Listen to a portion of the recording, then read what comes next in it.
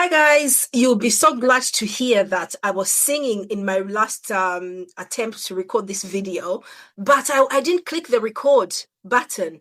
So I think that is a sign. That is a sign, and you have saved your ears from some screeching that was going on. But I want to talk about Arsenal. We are back. Let's get back after 2 days of that disappointment, that humiliation. I can't lie, I felt humiliated.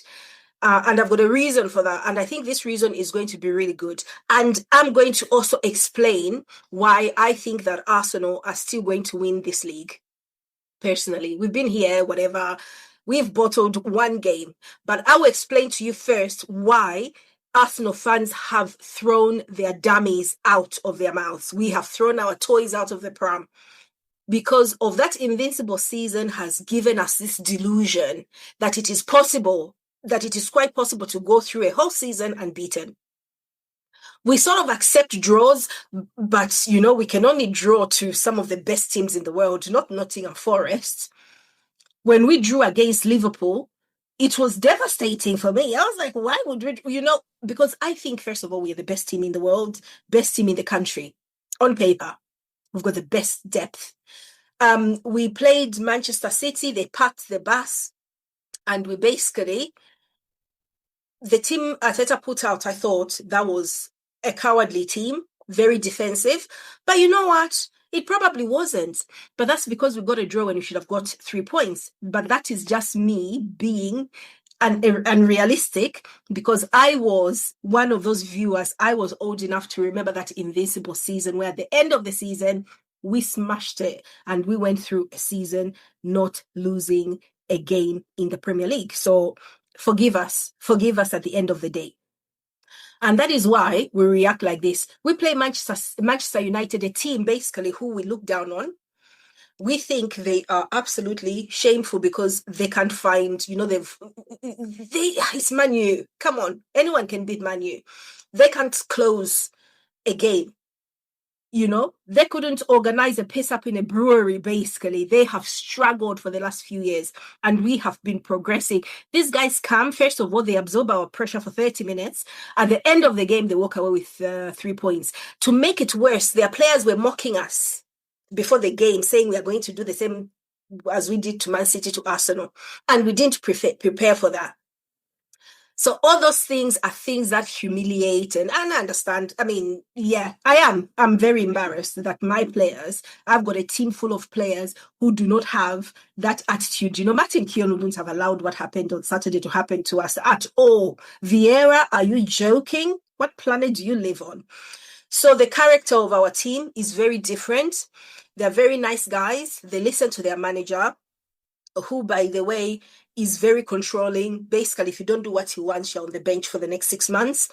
It works most of the time, but sometimes it needs rebels. There are games you have to put your rebels on. The guys who do not listen to everything you say. You need people who sometimes challenge you. And this was a game, and it cost us because his selection, basically, all the players we've got are nice guys. But that doesn't mean we can't win the Premier League. So this is why I think we're going to win the Premier League. First of all, we've got the best squad depth in the league. We've got injuries to certain key positions. We don't have Calafiori in our left-back position. Unfortunately, we have let Miles Lewis-Skelly down because we had that option of our more glamorous, better, left back. We have let him rot on the bench without much fitness, not being able to keep up with that skill set. He needs to be playing regularly. We got too arrogant, and now we are trapped with having to basically find cover in certain games with him there. But personally, I think we need to put Miles Lewis-Skelly to start playing in number 5. That's where he should be playing. That is his best position. That is his position. He can cover for us, left back. He can do anything, but let's train him. We need a bulldog in that midfield. We don't have one.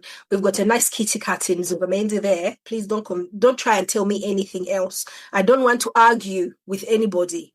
That is that is basically me, and that's it. After Manchester United, you are not going to be telling me anything about that lineup at all. Bye. So I reckon our running the next 4 games. The next 4 games are Leeds away, We've got Sunderland at home. Now, Sunderland, I think Leeds, we should be fine.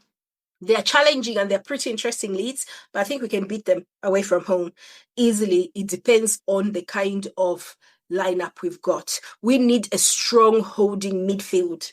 Our midfield needs to be strong. We cannot have Declan Rice doing his job and Zubamendi's job. He cannot be protecting me anymore. Find a way for Zubamendi to play where he needs more coverage, basically. I think he could do a good job, but Rice cannot be trying to do two jobs. He cannot be doing two jobs. And anyway, I think Zubamendi will be fine. He's a professional. He can recover from the mistakes he made against Manchester United. And because of those mistakes, he will be more conscious. He will be making better decisions. So that could actually be a plus. In a league, it's all about your 3 points. It's about tallies. So you lose this and go and win the next 5. You are back at it. We know Manchester City are going to drop points. That's all they've done this season. We know Villa have got a loss or 2 in them. Absolutely, that can happen. So we've got Sunderland coming to the Emirates. Sunderland challenged us quite terribly when we went to visit them. I think it ended up being 2-2. That Robbie last minute goal was devastating. But, it happens. That's another game. I was like, phew, okay, whatever. You can't do anything about it. Then we're going to go to Brentford on the 12th of February. I think we should be okay at Brentford. They gave us some issues last time we played them, I think. When we played them last season, we had a few issues with Brentford, but their team has been depleted 100%. Semenyo is now at City. So, okay. Tottenham Hotspur are going to be another team who are shamelessly saying they want to lose their match. Is it on the 1st of February? To Manchester City. Their fans are happy to lose it so that Arsenal, basically to shaft Arsenal. They know how they process their football. Let's be honest, Tottenham, we cannot even get involved. They are losers. That's just what they do. And then after that, we're going to be hosting Chelsea. This is going to be challenging, but I feel like we should be able to beat Chelsea. There's no guarantees in Premier League football. If we draw this match, we just need to have put ourselves in a good position with Leeds, Sunderland, Brentford. Because when we look at our next 5, and then of course, our next 5, these are the games. Then in March, we'll have, March is Chelsea, Brighton, Everton, Wolves. Those are our 4 games in March in the Premier League. Then in April, we've got Bournemouth. By the time we face Manchester City, we will need to have at least another 6 points advantage. Otherwise, it's going to be very difficult for us. But in the end, I think we should be okay by then. That loss against Manchester United would have given Arteta another reason, sort of like other ideas of how to maintain it. It is very difficult to manage for the whole season. Let us have a look at some of the games Manchester City are going to be playing in that same period of time. They're going to be playing Tottenham Hotspur on the 1st of February. Expect them to beat Tottenham. Why? Because Tottenham don't want to win the game. They've already said that they want to lose it for obvious reasons. Now, I don't think Tottenham can afford to lose this game. And their manager is terrible anyway in the Premier League, so he won't mind losing it. He won't even care at this moment, Thomas Frank. But Tottenham, historically, do usually put up a good game against Manchester City. It's just that the last 2 seasons ago when they had that horrendous performance deliberately to shaft Arsenal, it might happen again, but their fans are shameless, so I'm not going to count them. Liverpool, same attitude with their fans. They will absolutely not mind losing to Manchester City to give us this game. The only issue they've got is Ancelotti has got a big spotlight on his head. He has been performing terribly so far this season in the Premier League, and he will need to win this match. And you could see Manchester City drop points here. Against Fulham, they've got these AFCON boys. These boys don't play. Remember their last game that they played? I think it ended up being 5-4 to City. Let's see. Let's see stats. Yeah, it ended up 5-4 to City. It was very, very close, and they conceded a lot. So Fulham might narrowly get a draw or they'll lose, but it will tire them out. Then they're going to be facing also Manchester. The thing is, most of these games are at home, but they're going to be playing Newcastle United. That is a tough game for anybody. They've also got Leeds United, who they didn't have a great time with in their last performance. I remember that. They beat them 3-2, but it was also a very close game. So Leeds are going to be looking to try and get a point out of them as well. So there's a lot of opportunities for Manchester City to lose points in their run-up in the next sort of four, 5 games. Arsenal just needs to get their 9-point advantage back in.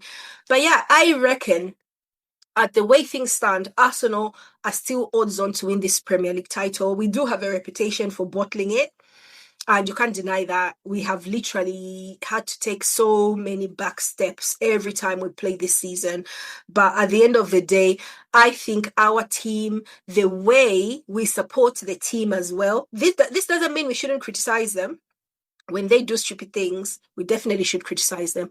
But it just means that when push comes to shove, Arsenal team, we need you to put up or shut up. You've got everything at your feet. You've got a team. It's up to Arteta as well to balance that team, to make sure that the team that goes out is a fully functional team that has got what it takes.